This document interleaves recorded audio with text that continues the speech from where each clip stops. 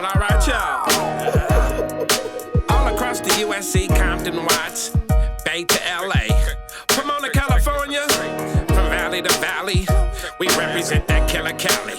So if you keeping it real on your side of your town, you tune in to Gangster Chronicles. Ew. Gangster Chronicles, we gon' tell you how it goes. If I lie, my nose will grow like Pinocchio. We gon' tell you the truth and nothing but the truth. Ew. Gangster Chronicles, this is not your average show. You're now tuned into the real MC8, Big James, and Big Steel. This is strictly from the streets. Hello. We represent the G's. And we're back with the Gangster Chronicles podcast. As promised, man, we in here, man, with ATL's own Big Gipp. What's cracking, bro?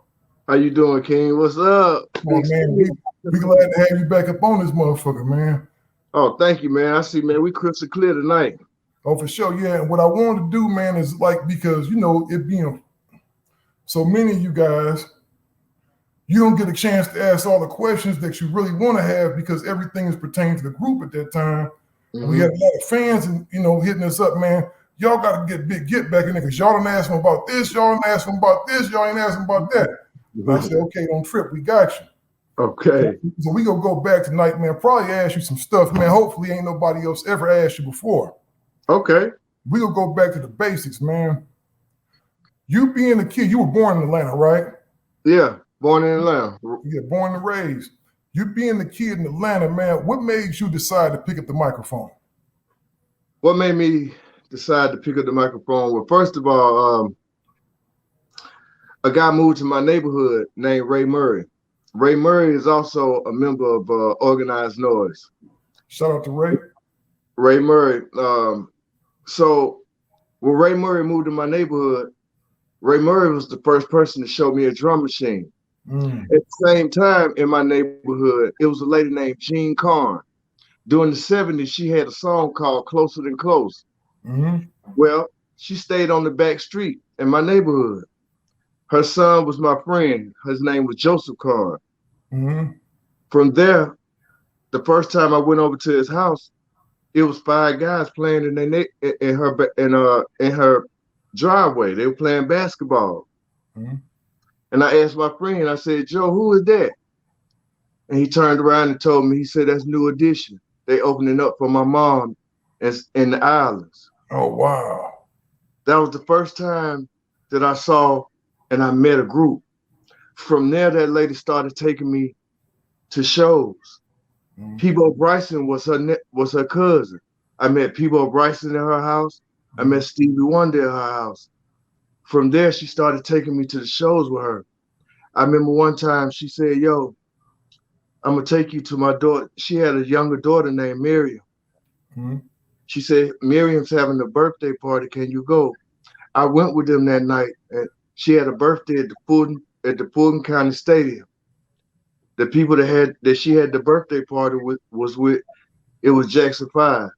Oh, wow. So you was around musical royalty then. Yeah, so really I came in looking at singers do their thing, being very much impressed with the way that she had her outfits, the way she did her shoes. That's what Gipp learned all this stuff about being an entertainer. Wow, and I was gonna say that because one of the things that does stand out about you is your fashion selection. Yeah. Like you came out of some of the most swaggiest outfits of all time. You know what I mean? And so you get it comes from that time because in that era, R&B artists used to be what's the word described? Like it was like a theatrical ensemble almost. Yeah, like it was Parliament. It was about expressing yourself. You know, Earth, Wind, and Fire was about you looking like the music. And at the same time, people used to ask me all the time, like, Gipp, where did you get your style from? Now, some I got from her, but the other part of Gipp's style come from wrestling. My grandmama used to take me to Channel 17, so I got to see Ric Flair. I got to see the Road Warriors. I got to see Austin Idol, Jerry Lawler. You know what I mean? I got to see the wrestlers at their best. And one thing I learned about them, and one thing that I picked up from them was showmanship. So I incorporated that into the rap. You know what? That's real interesting. You say that, man, because me and my god brother DJ Bobcat was talking the other day, and he said, "Man, rap ain't nothing but pro wrestling." Shout out to my big bro Bobcat, but he said rap ain't nothing but pro wrestling. You had some of the most charismatic characters of all time: Junkyard Dog, the Road Warriors, King Kong Bundy. Yes. Rhodes, you know what I mean? You know what I'm saying? Talk about that, Dusty Rhodes, you know what I'm saying? Hey man, how many rappers have borrowed from Dusty Rhodes, like borrowed from Ric Flair, like they style, the mouthpiece was just impeccable back then. Man, I tell you, man, I'm 50 years old and I used to watch NWA. When NWA came on TV, the NWA wrestling, WWE shit ain't got shit on NWA, man. King Kong Bundy and Ric Flair come out there with the thing, and he the man. He got his cape on, man. He got a broad on his arm. And you talking that good shit, man. It wasn't nothing like it. It wasn't nothing like it, dog. It wasn't nothing like it, man. Especially during them days, and I got to see Andre the Giant live. Oh, so you know, I got to see people like the Barbarian. You know, #2. The Great Kabuki, you know what I mean? You talk about some old school shit. That's some real 1985 NWA shit right there, dog. Because I went downtown to the Cleveland Arena. I remember my mama had told me if I won this weightlifting competition, she was gonna buy me tickets to go see King Kong Bundy. It was King Kong Bundy against Jake White, Junkyard Dog. I don't know if you remember when King Kong Bundy, he turned good for a minute. Yep. And then he flipped on all the homies at the end of the show. You know how something happened at the end of the show, and all the other people start jumping in the ring. So King Kong Bundy turned on JYD, and it did the motherfucker. You know, I used to jump off the rope and splash on him. I said, "Oh man, he gonna kill Junkyard Dog." So me not knowing as a little kid, dog, I'm thinking Junkyard Dog done got broke off, but he wrestling in Cleveland against King Kong Bundy. And that's when King Kong Bundy had the challenge that any man that could body slam him there give him $1 million. You remember that? I remember that. You remember JYD had him on the ropes. JYD got on all fours toward the end and started hitting him with the little walk, headbutting him. You know, Junkyard Dog on all fours. He got up, King Kong Bundy was disoriented. JYD slung him to the rope, came back and picked his big ass up and slammed him. That was the hardest memory of my life, dog.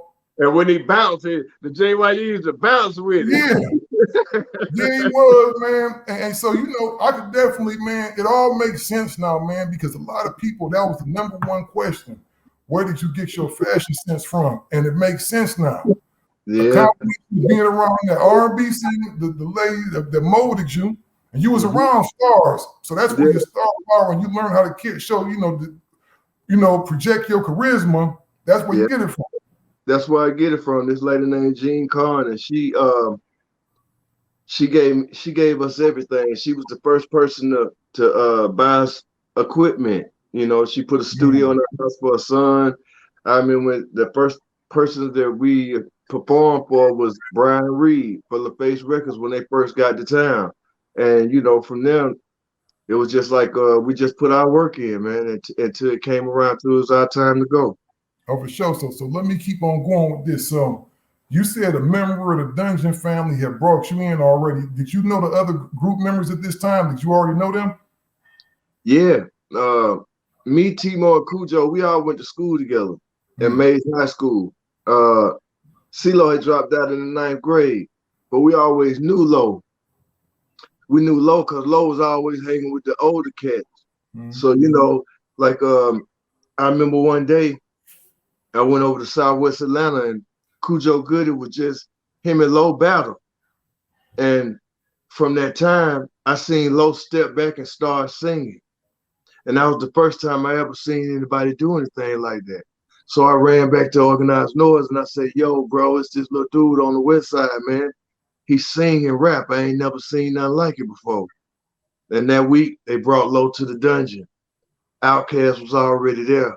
And once Lo came, I think the synergy of everything, it just started from there. Because Lo, Andre 3000, and Big Boi, they all the same age. Lo and 3000 been knowing each other since alternative school. So, you know, like them last years of them being in school, They was in alternative school. Big Boi had to stay in school or he was gonna get sent back to Savannah. So Big Boi, he graduated with a 3.8, average in school. So he did very well. Dre went back after the Outkast came out and got his GED. Oh wow, man! You know what's crazy, man? It's like I think some of them guys, man, are so creative they can't function in a normal school setting. It's just too slow for them almost. Yeah, it's always been like that. Like when you get to know people like Low and people like Dre, both of them Geminis. Very. One right here too. Yeah, man. They very about what they want. They understand what they want, and even if the world don't see it, they know what they want.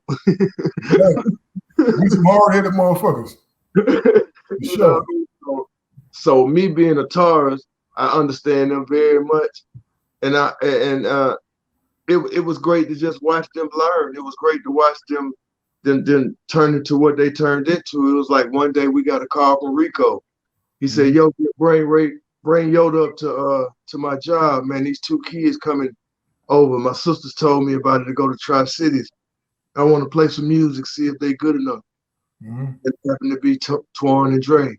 I played the DOS Effects remix in my car for them, and they rapped to it, went off, and the rest is history. Wow, man. So y'all just, you know what? Let's go to that Dungeon family thing for a minute, man, because that was the most. I would say, man, that was the first. The Dungeon family was the first like super producer crew in the South. You know, they predate Beats by the Pound and all of them. And they really showed that the producer, man, is the one behind the music. Any label that's gonna really flourish always has a big one main producer or a group of producers behind it. Yeah. About that energy, because you're talking about some legendary stuff now, man. It's like I'm just a fly on the wall right now. What was so great about Organized, it was like Sleepy, which is Sleepy Brown. His father is the lead singer of Brick. I didn't know that. Yes. Wow. That's his father.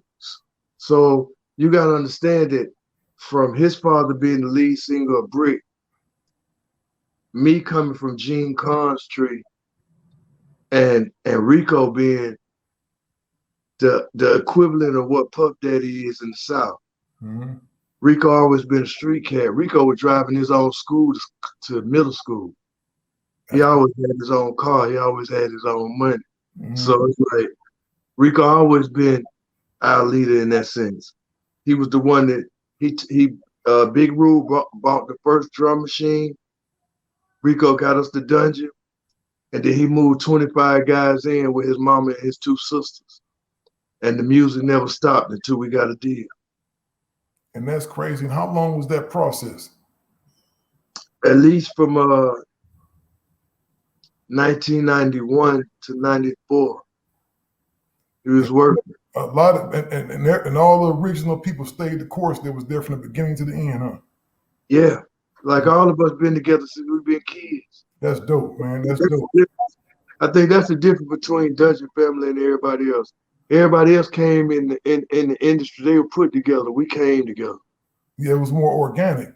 And that's why, and you could tell in a lot of ways because, nowadays you try to get a group of kids together and try to get them, somewhere and developing everything. If ain't nothing shaken by that next month, they already talking about breaking up and bouncing. Yeah.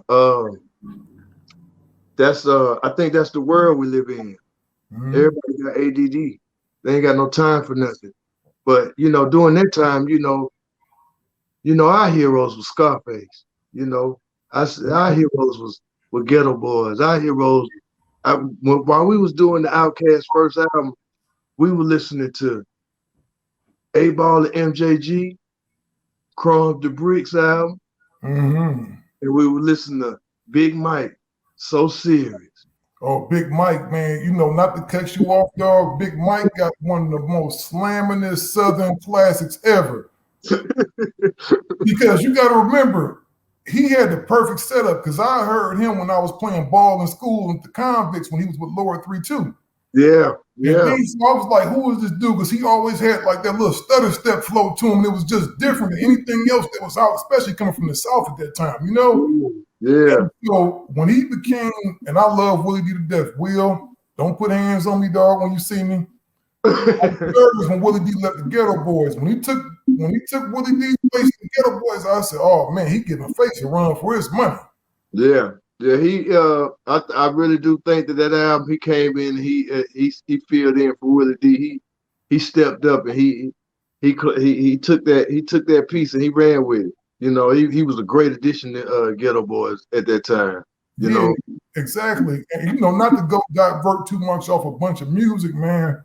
But you got to give it up to that time in the South. It was a special time because all these records was coming out that sounded like movies. Yeah, it was a special time because I tell people this during them times you only had BET. Mm-hmm. It wasn't no internet. So to be able to look in people's cup like you can now, or to look at somebody else swag or how they doing it or what they messing with, you didn't have that. All you had was your heart and what you wanted to do with hip hop. And listening to Mike Dean and Pimp C, I tell people all the time, when we lost Pimp, we lost a sound. Yeah, exactly. Pimp, the only one that produced with that organ. You know what I mean? So he put that church and he put that South in it. Exactly. You said a key word, that church. Yeah, man. He put that church in it. And I I really do feel like Beast by the Pound. A lot of the producers back then, everybody I just think cared about their presentation. They cared about the music. And at the same time, we still had the elders that were still coming in and laying them real sounds on that music during that time. Mm-hmm, exactly. And one thing I wanted to say, man, about the South is all of us from the church, man. I don't care where you are. If you're a black person, man, you got some roots in the church somewhere. I don't care if you're the biggest heathen on the planet. Yeah. Some roots in the church. And you could tell the music like Pimp C with the organ, it was steeped from the church, man. Yes. Yeah, man. One thing, man, this is one of the questions I had, man. Being a member of a group is always like, I ain't gonna say a hard thing, but you're dealing with a lot of different personalities. Yeah. Yeah. You're dealing with so many different personalities, and some of them is right. Sometimes everybody right. They just feel that way. When you had stepped away from the group for a minute, what was your feeling? Did you just want to express yourself more? Did you feel like, man, I gotta go get mine off real quick? Well, I can tell you this. I was forced into doing that, at the time, because people don't understand it. It was just a weird time for us. You gotta imagine this. We dropped Get Rich to This. We dropped the album. The album sell 800,000 the first 2 months. At that same time, CeeLo leaves the group. At that same time, L.A. Reid was in school during that time. So just imagine that everything's fine. We got a #1 record in L.A. We're on the way to L.A. And we get a call and they tell us that L.A. just sold LaFace. Right in the middle of y'all shit. Right in the middle of our shit. Right? So just imagine this. You got 2 albums with Outkast out. This is our 2nd album. And the label is saying that they're not even there anymore. So just imagine waking up and every way that you would learn how to promote your music, all the people, all the chitlin circuit places, the shows, the people you dealt with, everything changed overnight. Wow, man. That had to be the most fucked up feeling in the world. Yeah, you know what I mean? Like with a #1 record and your label like, yo, LaFace not here no more. It's Arista. Huh? Arista? We don't even know them folks. You know what I mean? So just imagine now when LA get to New York, he went to New York and he just took Pink with him from the label. So just imagine when he get to New York, he like, yo, I'm gonna get CeeLo a solo deal and Gipp a solo deal. And I was like, what? Well, no, I ain't gonna do that. You go ahead and put CeeLo out. I'm gonna go to Koch. I'm gonna get a label deal, put myself out, the group out, and and the other two if they want to, and the Lumberjacks. I went and did a deal over there, sold 100,000. CeeLo went over there, he did Closet Free. I did Stepping Out. He did good. I did good on the independent. At the same time, I'm running from the law on some other shit. Oh man. So I get on the plane and I go to LA. I'm walking down the street. I run into Ali. Ali like, yo, Nelly recording up on Sunset. Come to the house. Meet Nelly. I go to the house. I meet Nelly. We record 3 songs that night. I call Koch and say, yo, Nelly just offered me a deal. I'm going to go with Mo. So I leave Koch and I jump on the road with Nelly. We dropped his first record. That went gold. We dropped the Dirty NT label album. That went gold. We came back with Sweatsuit. That dropped. That sold 8 million. And then we dropped Grills. That sold 9 million. Y'all was on the road, dog. We was on the road everywhere. We went around the world, and it was so funny that we was gone for 5 years, and then I ran into CeeLo in New York. I was getting the #1 record from BMI for having the #1 record, and he was getting the #1 record award for having Crazy. First time we ever saw each other in 5 years. He walked up and started fixing my clothes. What you been doing, big bro? You all right? Get your tie right. He said, man, we're going to do another album in time. I said, cool.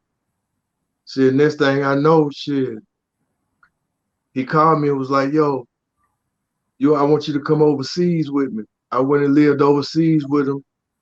And man, we recorded Fuck You with Bruno Mars. Went around the world again. That's crazy. It's a beautiful thing, though. Yeah, and that's what people don't understand. Even when we was having our beef, it really never was really with us. It was with our record company, how much work we had put in around, and nobody ever really gave us that time of day. You know, everybody was scared of us, man. Like everybody was scared of the mob. We had 2 or 3 photo shoots to go missing, you know, because people were just scared of our expression of what we wanted to express about. You know, it tripped me out because a lot of people be tripping, you know, bro, the way people view hip hop and the way I watch other people do hip hop, I ain't never approached it like that. I remember Pimp used to tell me all the time, he'd be like, man, Gipp, you need to get on the egg, Gipp. I'd be like, no, Pimp, you do it better than me, shout. Pimp, you start some shit, boy, on me.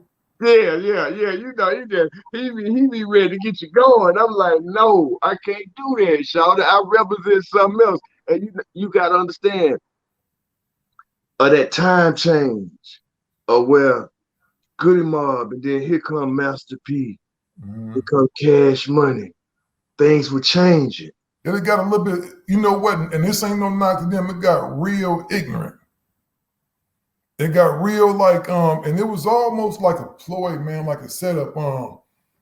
See, y'all scared society, man, because you got to remember what y'all first single was, dog.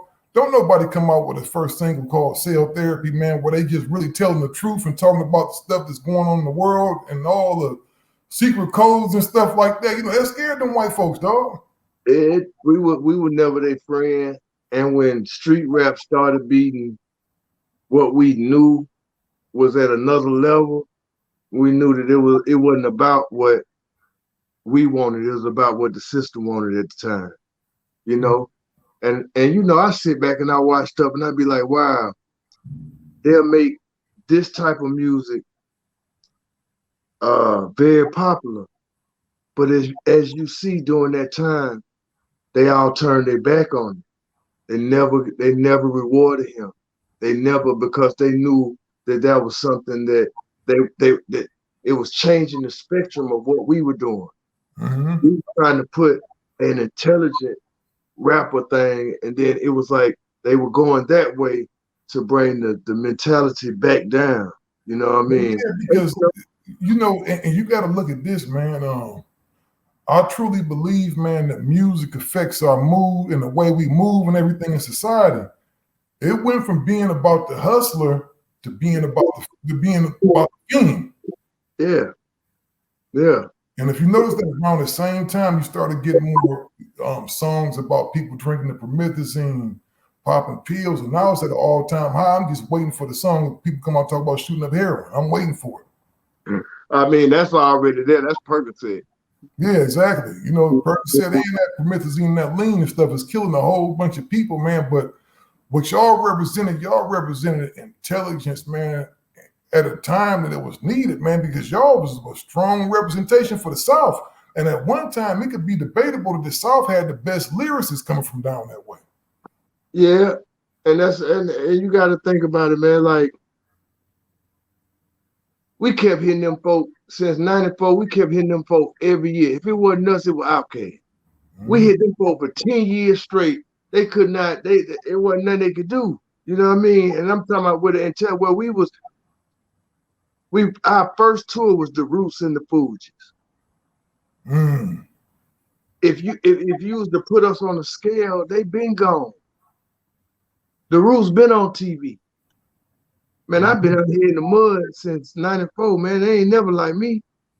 Cause I represented. See, it's just like this.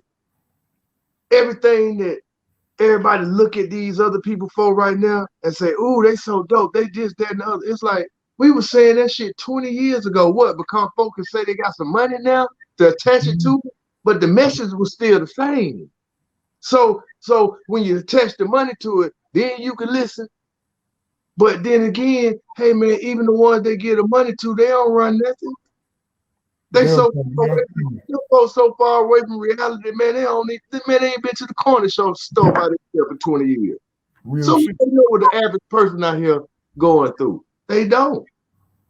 You know what I mean? So for me personally, I feel like God is giving Goody Mob the perfect career because he kept us relevant for 20 years and said, hey man, you might not get yours right now, but you'll get yours soon. And man, to reinvigorate this whole thing during the pandemic, to finally the world, hey man, we didn't make no party song that came. Now the world finally catching up to what we meant with our first song. And for it to come in a place where we ourselves had to live it. It's like shit, man, God real. Yo, man, God is very real all day. And if you don't believe that, you go find out one day for sure. 100%, you go for sure find out, because you go meet it for sure and you will be judged. And just think about a person like me that winded up in that cell therapy in that pandemic and said, wow, our song came alive. That song came alive 20 years later. Yeah, y'all definitely predicted some stuff, man. Yeah, like if it came alive 20 years later, that means everything else that I think real might be real. Oh man, I'm gonna tell you, man, I can get deep with you right now. Gipp, it's a whole bunch of stuff they starting to discover. They just don't slid in there that it's alien life, but ain't nobody paying attention. You know why? Because, and this gonna sound hypocritical, they too busy watching shit what other people got going on. And ain't nobody paying attention. I'm making a point to watch the actual news and see what's going on around the world, because they pretty much don't say that it's alien life. And they seeing these spaceships, they seeing stuff, and you know what they say in the Bible about that. That means, you know, it's about to go down in a second. That means that George Clinton ain't crazy. Oh no, not at all. Not at all, dog. That means that what George told you, he said he seen. He seen. So he was the only black man during that time that was walking up out of the spaceship because he said he seen one. And now the government tell you 25 years later that they real. But then when my father went to the wars and over in the Gulf during the 90s, he came back with pictures and showed me, son, it's spaceships on the walls over there. Now, how would them people know to write that on the wall that they seen? If them drawings are thousands of years old, why would them folk write something on the wall they ain't see? That's some crazy shit, man. That tell you they been here. That tell you they live here. Everything, they say it's over 20-some species of them. Now, if we go back to some of the movies when we were in the 70s, it was a movie that Roddy Piper was in. Where he had to put on them glasses to see them people. Mm-hmm. Oh, man, don't start talking about the lizard people and all that other stuff, the reptilian race and all that, man. We get deep on this motherfucker. You know, I had to talk about, man, y'all was on there on some other shit. I think the shit y'all was on, but people, you know what though, Gipp, I'm gonna tell you, more people starting to believe in stuff. They starting to see, man, because the thing is, when you look at stuff just like the president, every single president don't been in office is related somehow, dog. Yeah. That's right there, where the white, black, don't exclude Obama's ass, his ass was related to them too. That's right, line. That's right, folks. That's why he could deal with it so well. That's why he never broke code. Mm-hmm. That's why he never got that. They never could make him act like a black. They never could make him act like what they call a nigga. Because he already been trained for the job. Oh, yeah, for sure. From the time he came up from the Chicago ranks as a charismatic city councilman and rose up to president, it was all a plan, dog. It was going to happen, you know? All a plan. Now, how you come up out of Chicago, the president come up out of Chicago, and it's the worst city in the United States when it comes to gun violence. That's on purpose. Mm-hmm. And I'm going to tell you why. Those white folks went out and voted for him in droves. Yeah, because he was safe and he was bagged by a certain group of white folks.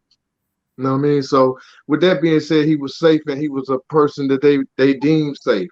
You know what I mean? Mm-hmm. So that's why I say, even with music, that's why, bro, I ain't never wrote a diss rap. You know, I ain't never wrote a diss rap to another rapper. You know what, man? It's funny that you say that. I always thought that was like, and I understand about the whole art of hip hop, man, but my thing is this. If somebody would say something about me on the record, I'm gonna holler at them in person if we got a real issue like that. I always thought that was like giving niggas some advertisement. Cause in the 90s, King, you know where we come from. You know, it would get to it. It wasn't it was action on time. It was so many times being on tour with UGK, man, and Texas boy, them big boys get to rumbling, man. You got to get out the way, man. So, you know, back then wasn't no cameras, wasn't nothing. You know, folk got to it. You know what I mean? You talk that shit, we gonna straighten that shit. You know what I mean? Respect. Man, I'm gonna tell you like this, and I ain't never put nobody out there, but I don't seen a couple of vicious ass whoopers, and some of these niggas talk like the toughest cats in the world. And I'm like, boy, you better stop lying to them folks before I tell the truth about what happened in LA at that time, boy, at that club.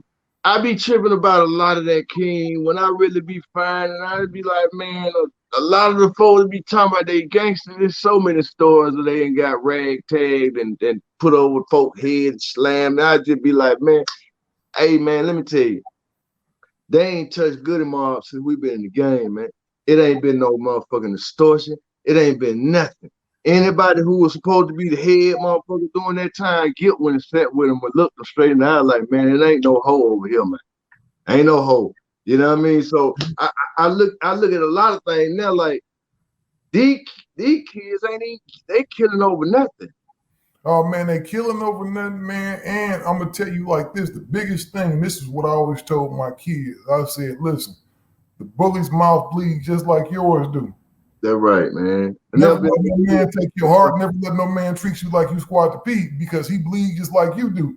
You hit a nigga in the mouth, whether you win, lose, or draw, they're not gonna mess with you no more. And I'm gonna tell you, them extortionists, dog. And what's so funny about OG? That's why a lot of time Gipp can't really say nothing, cause see, a lot of the things that going on in the industry right now, you know, one thing I learned about the devil served too. Mm-hmm. The devil, he gives gifts too. He gives power too. A lot of it, a whole lot of it. You seeing his works manifest daily in front of your eyes. Yeah, and I know, just look at everybody who famous, King. Everybody who got all the money. So much death around. Mm-hmm. That's just true. It's the facts, dog, because I'm gonna tell you something. The gifts that Satan give, dog, they got a price tag on them. Hey, man. They got a price tag on them. The gifts God give, man, they eternal. They not gonna never go nowhere. There ain't gonna be no trickery. It ain't gonna be on everything. It's like, I used to be a big fan of the Twilight Zone, right? Me too. And there was a cat on there that was a gambler. He went into this one spot, man. He was hitting him. He was shanking him, winning everything. Dude found out he was dead, and he thought he was in heaven. He was like, man, I'm tired of winning. Like everything he bet he would win. And the dude said, well, man, you are in the other place, and was laughing at him. You know what I mean? So the devil will give you what you think you want, but he gonna give it to you, man, the worst way possible. So think about this. As much money these folks say they got, what if you got so much money, why you won't go nowhere and sit down? That's some real stuff, man. If you got so much money and so much power, why you won't go nowhere and sit down? What makes a motherfucker would just stay in your face when it's plenty of billionaires and millionaires out here? You'll never meet them and never know them. So why y'all so addicted to the fame? Y'all must got to stay in the light because you're scared of the dog. Exactly. And they can't tell you, dog, that it's because of the love of the music, right? It ain't that, because I don't know plenty of Scarface put out albums, dog, and don't do no promo down there. You don't see him nowhere. You just know he got a record out. Yeah. You might see him here and there on this and that, man, but, you know, Scarface fan bases just go buy his music. You know, they ain't got to see no bunch of music videos by him. But the thing is, man, these guys are addicted to the light, man. I mean, they're addicted to all this right here, man. And then, Gipp, I'm going to tell you like this, and you know this too, a lot of these cats ain't got the bread that niggas say they think they do. Yeah, well, you know what it is? They ain't got the bread they say they do, and they really owned by people. Mm-hmm. That's what I'm saying. Partnerships. A lot of these deals, and see, I don't know everybody's business, but I know about certain things. A lot of these people that we be hearing this stuff, or they tech giants, they doing this and that. No, it's a management team of people behind them using him as the face. This nigga gets salary, don't get it twisted. He getting paid, but he's a puppet man. He's talking to say this and say that, and come back and do this and do that. It's a lot of that, King. Just imagine this. How can somebody say they the biggest drug dealer in the world that don't nobody that everybody get ran up on except him? That's crazy, ain't it? Hey, man. Speak on the Gipp. Speak on the big. Speak on it, man. You know, this is the Gangster Chronicles. You got to look where it come from. Everything come from New York, man. The first police, all that hip hop, that shit come from New York. So you know the first rappers that were working with them police, to sweep the streets of the other rappers so they wouldn't get famous, and you come up, hey man. Oh man, I'm gonna tell you this. Everybody was so shocked at the Tekashi 6ix9ine shit. It was. Why you was shocked? No, I'm saying everybody was so shocked, right? I said, man, y'all should have saw this coming a mile away. I believe this nigga, because if you notice, his ass gonna slid off again and kind of disappear. I think he been working with them people, dog. Well, he always was, King. He always was. Because, see, they pulled him in the room and said they going to pay him to go through it.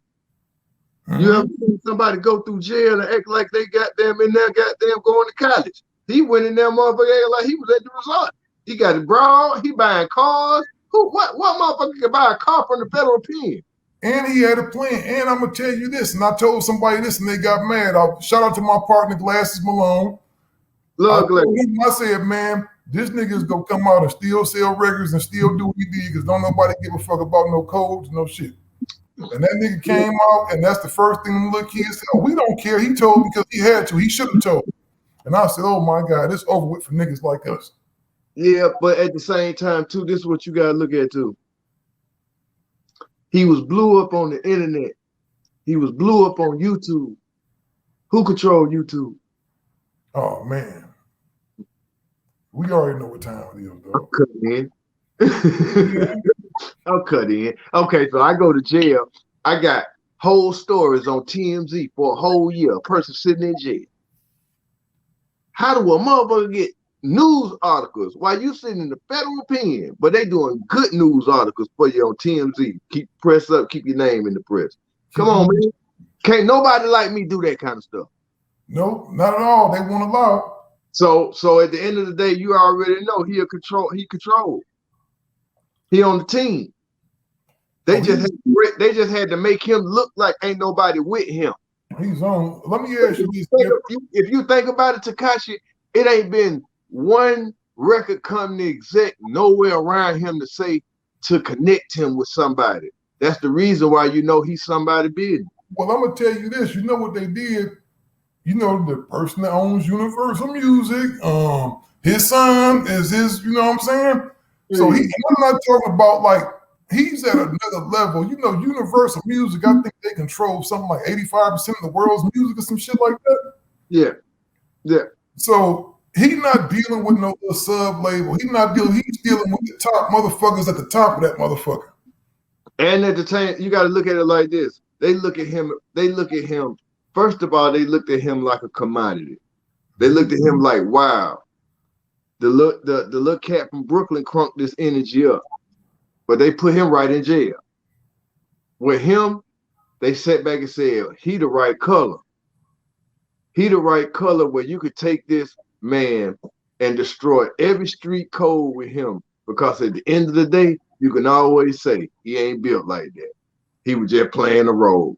As long as he wasn't black, you didn't have that kind of goddamn code built in him. As far as as long as he was something else, then he could always say, hey man, them folk did something to me and I did something to them and these folks took care of me. That's what it is. You know what I mean? So that's where we going with it at this time. That's why you gotta understand, man, what are you in this music game for? Man, you know, you in this music game to be an artist, or you in this music game to be a mascot? Because let's say it like this: most of these motherfuckers right now, they mascots. We doing compilation albums. We buying up the Billboard, and we can't produce none, or write none, or sing, or rap none. But we supposed to be a pop star. Preach, Gipp, preach. You know what it is, bro, and I truly believe this. A lot of people think it's a conspiracy. James 8, I'm sorry, man. I ain't trying to go off course. But, man, do you know how many, what's it called, man? Not an induction, but it's a lot of dudes out here really selling their souls for this shit, Gipp. Oh, yeah. And they cool with it. Giving up manhood and everything else, dog. It's a lot of deep stories about some of y'all heroes. You know, I can't never speak on this stuff, but hey, man, that's why you know, King. That's why you know certain people are picked for the job. But I want you to understand something too. Their music don't mean nothing when it's over. I mean, nothing is all. It's like microwave food. It don't never mean nothing when it's over. And at the end of the day, if you don't make music that's gonna be deeper than the skin, you just a moment anyway. Real shit. You just a moment.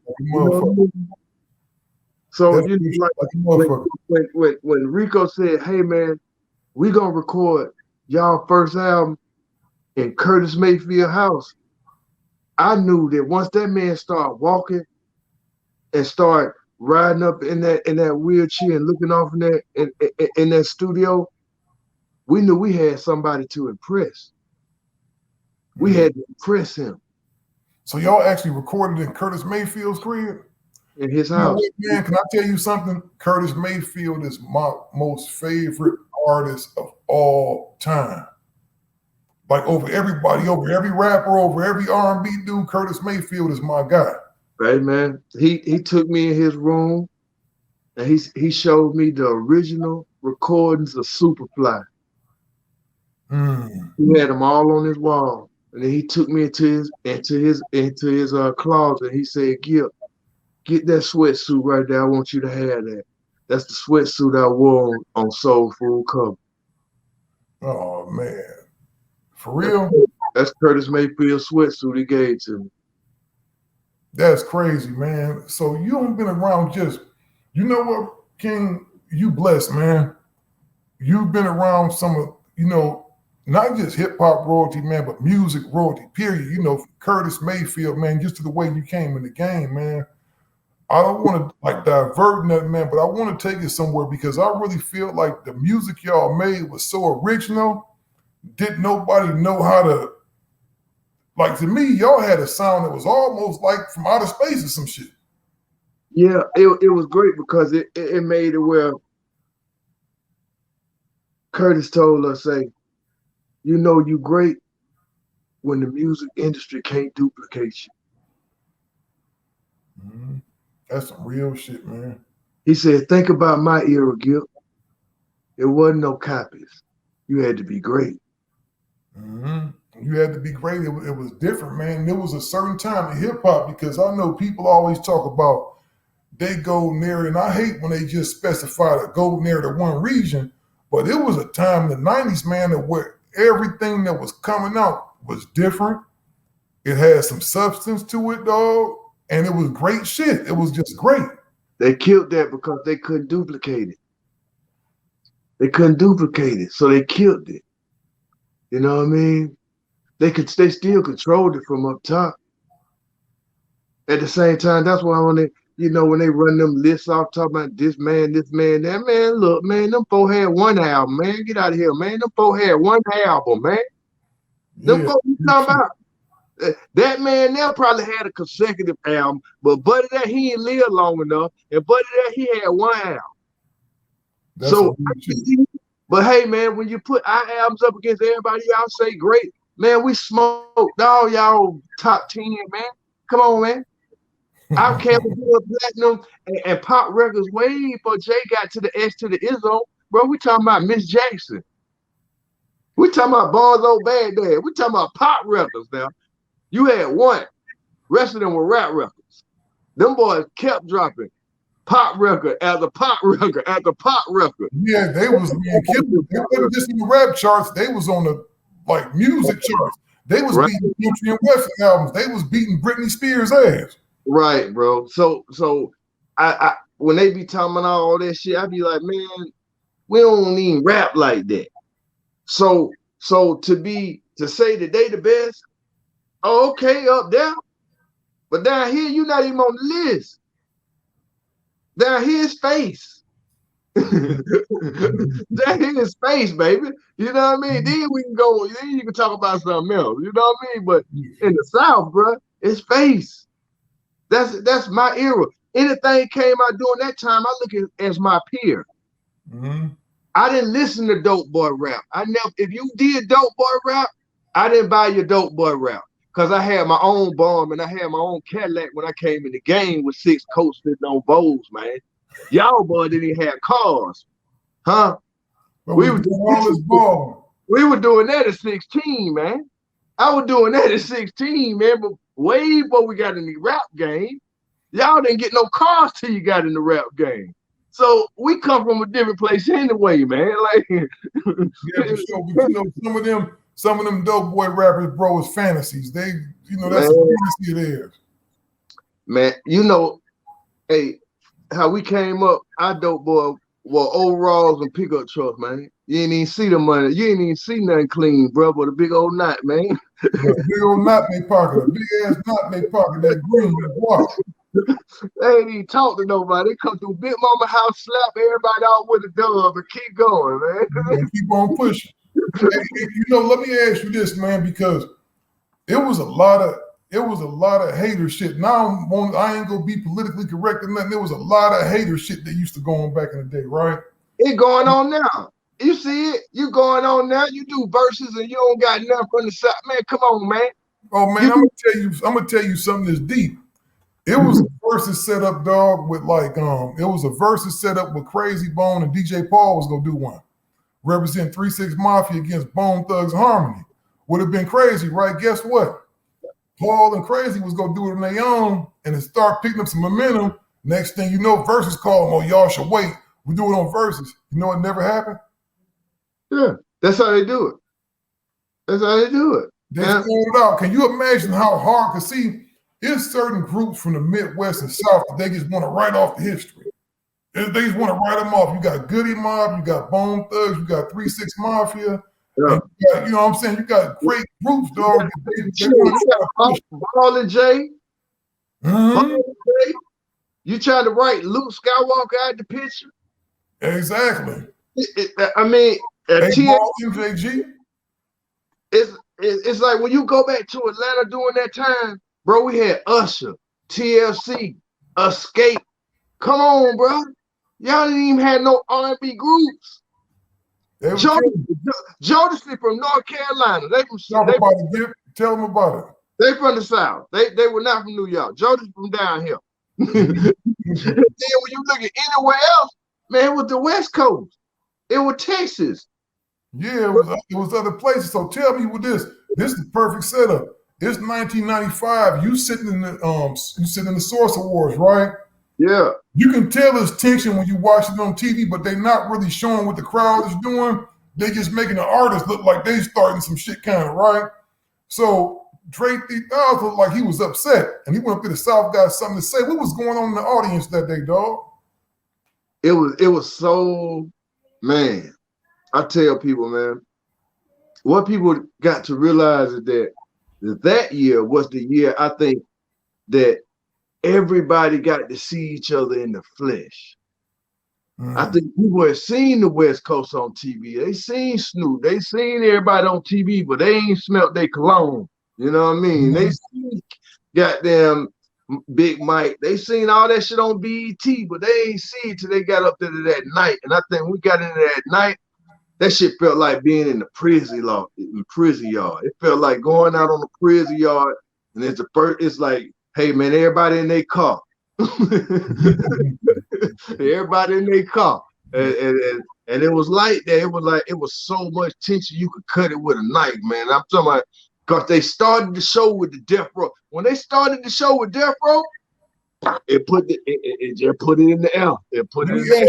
Because I want you to walk me through like we going back, like we don't time travel and we walking through there. What was the thing like? Was niggas talking shit? Was it because Dre he was upset? First of all, the city of New York was there. Very, very brand new to us. You got to look at what was going on. You got Outkast there. You got Big Mike there representing. You also had Thrill from 6ix9ine Boys, Tootsie Roll. And at that time was a pop record. A big ass record. Big ass record. Bro, we watched Death Row. They kind of were like, but that shit was so hard. They was like, oh my God, them niggas crazy. It was just awesome how they came up. But it was like the Woo, they felt just like we did at that time. Well, nobody respected them. They thought Staten Island was the country, man. Well, nobody respecting them in there. Well, nobody didn't. Mobb Deep with Too Love. That's when Quick and 8, they were going through their thing. What was so hard about it? Quick and 8 was sitting behind us. That was what was so hard. And when Quick came on and did his part, he rapped right at 8. And we sitting in front of 8. 8 behind us. Quick rapping his part at 8. So already we was like, yo, man, like the West at each other, New York and the West at each other. And they be looking at the South like, man, we don't even hear y'all niggas. Like, y'all niggas ain't even here. You know what I mean? It's like, so it was kind of like, after they did, they said lyricists of the year. And Biggie Smalls beat Big Mike.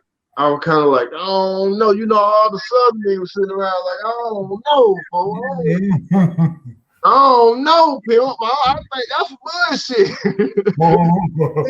But at the same time, them boys were hot. Like Biggie was hot.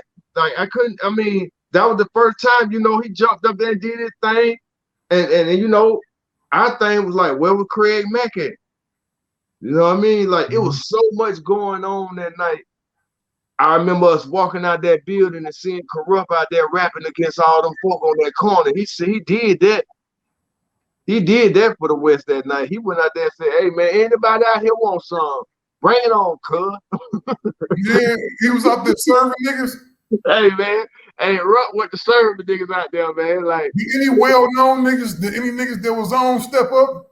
Yeah, nah, man, he was whooped. Oh, bro, he took the, them niggas was superstar. They was still superstar. He went and got all the gutter. He whooped your gutter. Like if he whooped your gutter, y'all ain't ready. He went out there and took on everybody on the corner and killed them. And shut everybody down, didn't he? It was the most awesome thing to ever see, because to be in that room, like after shit, it put the gang banging shit on it, man. Like after Suge did what he did, boy, it put the gang banging on it then, boy. It was like, and then at the same time, you got Bone Thugs and Harmony. I'm just now seeing that beef up close. Okay, you know, Ruthless and goddamn, you know, the Death Row they wasn't with it. You know, they were still funking with they funk during that time. So it was the West at each other. It was the West and the East at each other.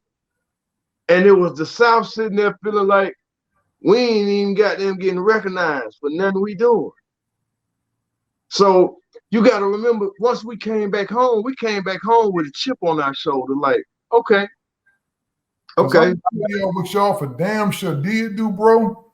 Y'all only went on to sew that big show for the next, from then on up to now. Yeah, like if you go to New York, every nigga out of New York sound like they from the ATL. Come on, man. I told her it's all over the place now. That's why I tell people all the time. I say, man, y'all can say whatever y'all want to say, but the difference that make us different than the West and the South, we raised our kids. We raised our kids, man. When we was the TIs, when they came up, we grabbed them. Ludacris, we grabbed them. Jeezy, we grabbed them. Everybody else was trying to keep them down and blocking and no, don't let that nigga in. No. Yeah, I get mad all the time when I be like, hey man, no disrespect to nobody. I'm just saying, it's sad that only motherfuckers want to talk about Dr. Dre on the West. It's sad. It's a quick. Shit. It's sad. Battle Cat. It's sad, bro. That's the reason why you got to look at why shit don't be strong. It be strong because them folks grab one motherfucker, they pull him in the room, and they say, I want you to fuck everybody out there, and I'm going to give you all the weight for everybody. Now, 20 years later, there's one man sitting with all the weight, all the power, and everybody else got crumbs and bricks. Everybody got, I'm going to tell you, this a whole bunch of, like, man, like you named Battle Cat, Quick. Them niggas are savages in there. Battle Cat, Quick, shit, you got the homie Warren G. And it ain't no different because let me tell you this. When you look at Dr. Dre, he the greatest producer that ever did it because that man now went through 5 eras. Oh yeah, he's unfuckwittable. This ain't no knock at all. We done that be clear. Drake gets all the respect that he has for a reason. You know what I mean? That motherfucker's incredible. But it's some other cold motherfuckers. I'm gonna tell you this: the Chronic wouldn't have been the Chronic without Warren Jeezy. Warren G. Like you gotta understand Warren G. If it wasn't for no Warren G, I think Death Row would have closed during that time. Yeah. Warren G out of nowhere had a platinum record for Def Jam, and they caught that West Coast wave because of Warren. He saved that record company. Yeah, for sure. Was the thing, man. You know, before we step up out of here, dog, and I appreciate you, dog, really doing this. You got a whole bunch of other business ventures going on, man. Speak on it, dog. Okay. Gipp Goodies, Gipp Goodies. Gipp Goodies, the real moon rock. Man, during the pandemic, before the pandemic, I went out and out to LA, living in LA. I was gonna drop the TAC line. The pandemic hit. I said, man, let me leave my spot in LA, come home, I gotta watch my mama. I said, took all my ideas from TAC line and I took it out here in Atlanta.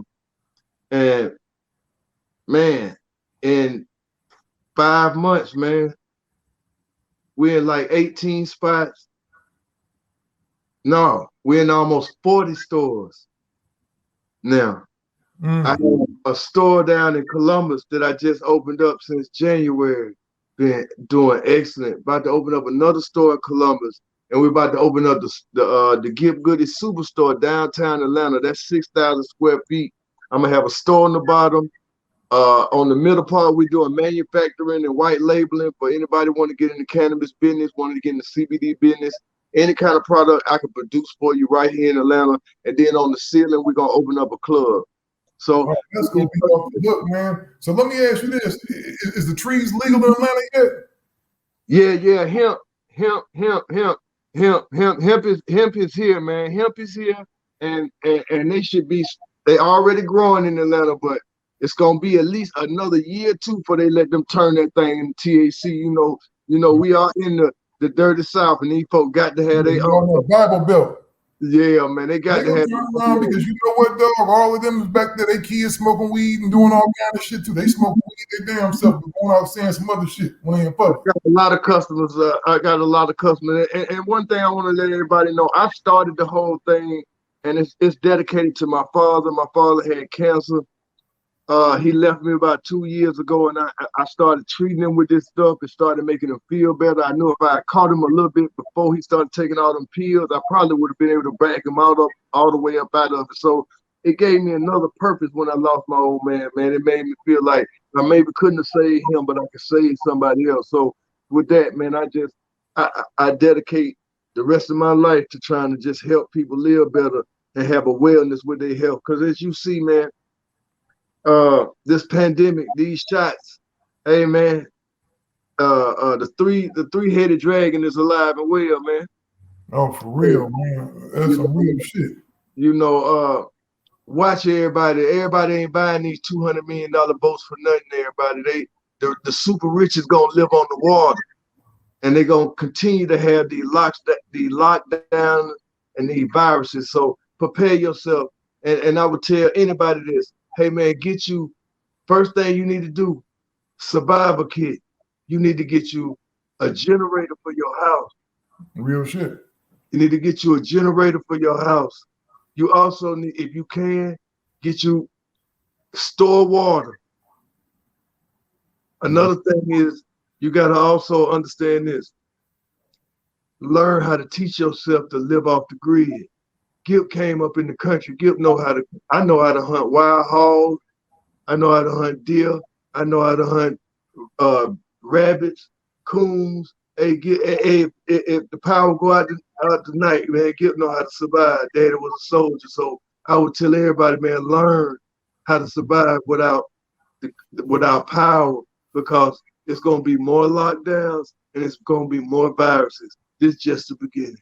Oh man, it's just the beginning, and that's the whole thing about having knowledge, bro. It's some scary shit sometimes when you got it. Because I told my wife, I said, this ain't the first or the last one. It's gonna be worse than this. It's gonna be worse than this because now they got to figure out. One thing that I think that they took from this first trial run is that it's harder to kill us than it is other people of skin color. Our makeup is different. There's something about Black people makeup. There's something in our blood that's different than what's going on. Think about this. Around most of the military bases in the South now, and all the small towns, I don't know if y'all have seen them. Maybe you need to pay attention after I tell you. Right now, in the hood living off selling their blood. They selling plasma. Preach on it, man. Preach. Now tell me this. You've had people, I watch people all the time drop kids off just to feed their family by selling blood. Well, think about this. Who collecting it? And for what? And for what? Because it's not going about for donations, man. They're experimenting on it. Experimenting because they're trying to find all of the things that we may have in our blood that may protect us from coming viruses. So now they're collecting blood from all of us to figure out the strengths and the weaknesses. So we got to pay attention to the world we live in now, because it ain't gonna be long till you're gonna see everything you thought wasn't real. And I'm gonna tell you this too, bro, before we go, and you gotta remember this, man. Tuskegee, you remember what happened back in the day at Tuskegee, right? Yeah. You know, they telling people that you have to get these vaccines now, or you're not gonna be permitted to fly. You're not gonna be permitted to do this. You're not gonna be permitted to do that. You know, they're telling y'all you don't gotta do it, but if you don't do it, you're not gonna get this. You know, if you can't fly, if you can't drive, if you can't do certain things, you know, you may have the company you work for may implement some shit like, oh, in the state of California, you have to have your vaccine before you could work in a public place. You just never know. That sounds like something they got in the book of Revelation called the Mark of the Beast to me. Well, I'm gonna tell you the biggest thing that I'm gonna tell you what we say, King. The biggest places, or I would say the biggest places where I feel like us as people is safe is in the South. One thing we know about the South, the Southern white boy ain't used to being told what to do. That real shit. He damn near gonna turn out to be our ally in a minute because he ain't gonna go for it. They gonna kill all them, and that's why they say, Gipp, what's going on? I've been telling y'all what's going on. I told y'all, everybody who got money gonna move to Texas. The three richest men in the world are moving to Texas. That's Jeff, that's Bill, and that's Elon. They're gonna control Texas. Why? Because sooner or later they're gonna shut the stock market down. Because why? The only way you can trade is because you gotta have land or oil. Ain't none of that up north. They tired of the people up north stealing their monies. So they're gonna congregate in Texas and they're gonna bring the stock market back to Texas where it started, in Houston. Then they go see. At the end of the day, when these people trying to apply these new rules, Texas is gonna be the first state they're gonna ask to lead the union. Damn, so you think it's gonna go down like that, Gipp? Yeah, it's gonna go down like that. They just shut that gas line down, didn't it? Yeah, man, it's wild out there, man. You know, They shut the gas line across the East Coast off the computer. That's crazy. Just took it smooth off the grid. So that was just a test. Somebody ain't doing what they told them to do, or somebody don't want to do what they told them. They just showed them, hey, you do what I do. You do what I tell you. I'll cut your gas off. That's crazy, man. It's crazy, man. Well, Gipp, man, we'd be here, man, forever, man. I appreciate you, my dude, man. Hey, and you know we got the radio on some other shit. You know we got a radio show in 9 markets, dog. Shoot us some music, dog. Oh, I got you. I got you. I'm gonna load you up. Hell yeah, send me some shit, dog. I'm email you our email address in the in the Instagram thing. But man, we about to turn up. We control the playlist, dog. They don't fuck around and gave us a terrestrial show on their BDS and media-based spins. Send me anything that you want me to play, dog. As long as that motherfucker clean, I told Lynch I'm gonna play his shit. I'm about to play all kind of shit. I got you then. Well, I seen 8 put it up. I told him, congratulations, King. Look at that, man. I said, man, see all us they done wrong, man. We gonna get out in the 4th quarter. We just had to hold on. See, now we actually, man, go get to play what we want to. That's what the dude see. I said, man, only question I got, bro, is y'all telling us what we got to do. Say, man, y'all play what y'all want to. I said, for real? They gonna get back to that, man. It used to be so fun coming to Texas and hearing nothing but Texas music, man. It used to be, I go to Louisiana, hear number Louisiana. I go to goddamn Florida, I hear number Florida.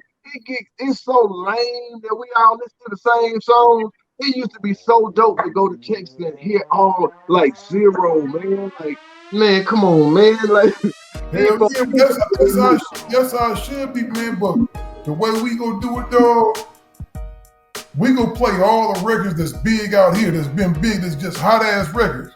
Yeah. You play a bunch of West Coast shit, but you go definitely hear some Goody Mob. You go hear some Big Kid. You know, we gonna be Dash Dillinger. All that people that just normally ain't on the radio all the time like that. It's about to crack. Hey, man, I'm here for it. And send me that email. I got you in the morning. All right, for sure. Playboy, man. Have a good night, King. Thank you so much, King. In a minute, be still. Peace. I mean, we out of here. Finally get a chance to let the